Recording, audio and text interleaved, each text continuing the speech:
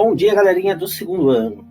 Tudo bem com vocês? A gente vai começar a nossa videoaula de hoje, como sempre faz, né? Nossa videoaula de xadrez, corrigindo primeiro, então, as atividades que o tio deixou na videoaula passada. Na videoaula passada, nós falamos um pouquinho sobre as torres, né? Do jogo de xadrez. E nessa primeira atividade, pediu para pintar as casas pelas quais a torre pode passar em uma jogada. Então, lembrando que a torre ela anda de duas formas, que é na horizontal e na vertical, quantas casas necessitar, puder, quantas casas quiser, vamos dizer assim, né? Bom, então pediu para pintar de azul as verticais. As verticais são os que a gente chama de coluna, então pode ser uma vertical para cima, então nesse caso a torre pode andar para qualquer uma dessas duas casas para cima, ou na vertical para baixo, né, que ela vai ter aqui então mais 5 possibilidades. E de verde as horizontais, então a vertical é para cima e para baixo. Nas horizontais nós temos para esquerda e para direita. Ok? Então esses são os movimentos que a nossa torre pode fazer no caso desse diagrama aqui. E aí perguntou qual que é a única direção que a torre não pode se movimentar. A única direção que a torre não se movimenta é a diagonal. No exercício número 2, pediu para marcar na parede do castelo as palavras que correspondem ao movimento da torre. Então, você poderia pintar, colorir, circular, né? O tio vai circular aqui, então, essas palavrinhas. Então, andar, lógico, a torre pode andar, né? Torre, né? Nós vamos marcar, porque o movimento, torre, né? Tem a ver com ela. Direita, a torre anda para a direita. Pular, a torre não pode pular peça, né? Vertical, a torre anda na vertical. Saltar, também não pode. Tabuleiro, é onde a torre anda, né? Diagonal, ela não anda. Horizontal, ela anda. E para a esquerda, ela também pode andar. Então, são essas as palavrinhas que têm a ver com o movimento da torre. Já na página 39, pediu para pintar as peças que a torre pode capturar. Então, lembrando que a torre ela anda na direção horizontal e vertical. Então, o que nós temos aqui? Quais são as peças que a torre pode capturar? Então, observando aqui, ó, na nossa posição vertical, para cima e para baixo, temos duas peças que estão no raio de ação que a gente fala da torre, né?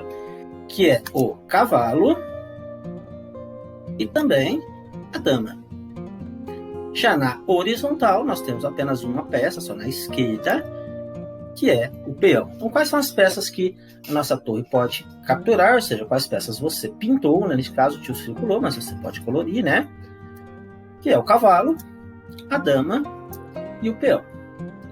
E quais são as peças que você não pintou e por quê? Então, nós pintamos, não pintamos, no caso aqui, o bispo e o peão, porque elas estão na diagonal, né? E a torre não anda na diagonal, até porque esse caso aqui, né, desse peão, na verdade, ele nem estaria na diagonal, mas teria que fazer uma espécie de L, né, que seria o movimento do cavalo ou do bispo. Então, essa torre não pode capturar nenhuma dessas duas peças. E na número 2, perguntou qual dos diagramas está correto, está certo, por quê? Então, note que aqui, ó, a torre fez um movimento pulando o cavalo. Ela não pode pular o cavalo, né? A torre não pula a peça, a única que salta realmente é o cavalo. Então, nesse caso, o movimento correto seria um movimento de captura e a torre ficaria no lugar do cavalo.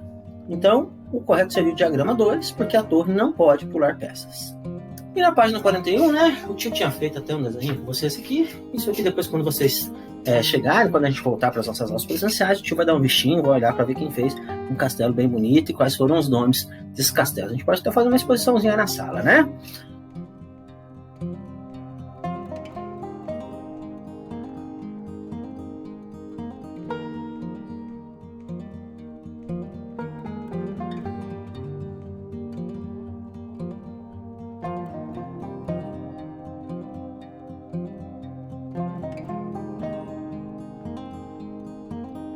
Bem, pessoal, dando continuidade aqui à nossa aula, eu vou deixar para vocês aqui, né, para reforçar o assunto sobre a torre, sobre o movimento da torre, eu vou deixar para vocês um desafio aqui na tarefa de casa, na página 42.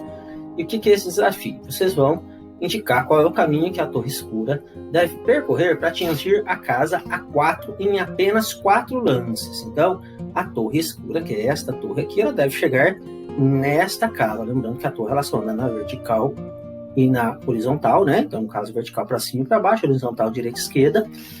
E aí, você vai fazer esse caminho. Depois, você vai colocar aqui, ó, quantas horizontais você utilizou e quantas verticais. Ó, em 4 lances, tá? Não pode ser mais. Então, faz a lápis, qualquer coisa que precisar apagar, você apaga. Seguindo, então, agora na página 43, nós vamos começar a falar sobre o movimento da dama. Inicialmente, nós temos que destacar que a dama, ela fica nas casas D, né? É só lembrar D de dama, e que a dama clara fica na casa clara e a dama escura fica na casa escura. Então a gente diz que o rei é cavalheiro, né? Ele deixa a dama ficar na cor da sua casa, né? D de dama, dama clara, dama escura, casa escura. E aqui tá falando, ó, dama ou rainha tem o mesmo significado no jogo de xadrez. Mas procuro utilizar a palavra dama, pois é mais empregada na partida de xadrez. Então, quem joga xadrez geralmente fala dama e não fala rainha. Nós temos alguns outros motivos, por exemplo, para não confundir, quando a gente for colocar a letrinha de cada peça, se a gente acostumar com rainha, o R vai ficar para o rei, né? Que é o inicial do rei. E aí, colocar um R para rainha vai confundir. Então, por isso também é uma das coisas que se usa dama, porque a gente vai usar a letra D de dama. E a dama, né, como a gente já sabe, ela é a peça que é considerada a peça mais forte do tabuleiro, do jogo de xadrez, né? Por quê? Porque ela anda para todas as direções, em todos os sentidos. Ela só não faz o movimento do cavalo, né? Então ela combina, vamos dizer assim, o movimento da torre com o bispo. Então ela anda quantas casas quiser, na horizontal, na vertical e na diagonal, para cima, para baixo, direita, esquerda. Então ela é uma peça de ação muito forte mesmo, né? Ela pode atravessar o tabuleiro em apenas um lance. Então, é por isso que ela tem um valor, né? A gente fala que ela tem valor de 10 pontos. Por quê? Porque é a peça mais forte realmente do tabuleiro. Então aqui nós temos, né, um exemplo aqui de uma dama e todos os lugares que ela pode andar. E aqui, pessoal, nesse tabuleiro embaixo, então vocês vão fazer o quê? Vocês vão pintar, tá? As casinhas pelas quais a dama pode andar no tabuleiro. Todas as casinhas, hein?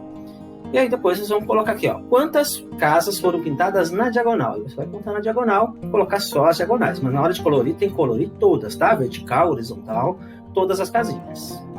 Já na hora da captura, nós temos que destacar que a dama também é forte por isso, né? Porque ela faz a captura de acordo com o seu movimento. Então ela pode capturar na horizontal, na vertical e na diagonal. Nós temos aqui alguns exemplos, por exemplo, aqui ela fez uma horizontal, né, para a direita, aqui ela fez uma captura na vertical para cima, aqui ela fez uma captura na diagonal, no caso aqui para baixo e para a direita.